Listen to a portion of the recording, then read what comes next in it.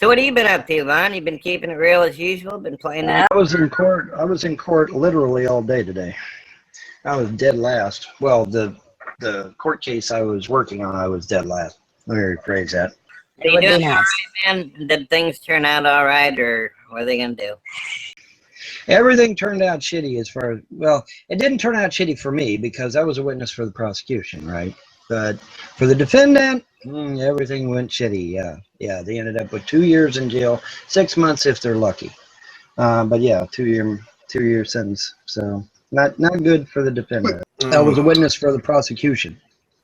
That's right.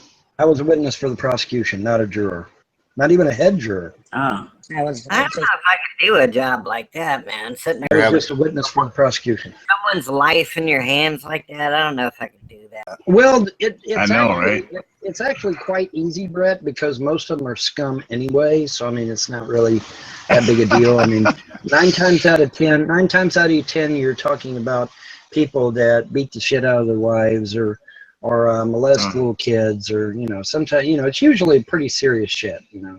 So it's really not that hard, especially when there's overwhelming evidence, right?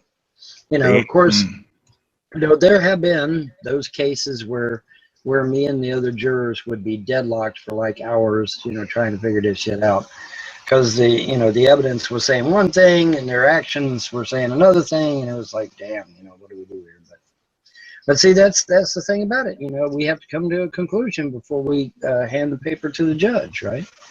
So it's interesting. I enjoyed being head juror. I really did. I enjoyed it. I did it for over 2.5 years, and and then like I said today, now I wasn't a juror or even a head juror. I was just a witness for the prosecution. So, but it was interesting. It's always interesting in a court of law.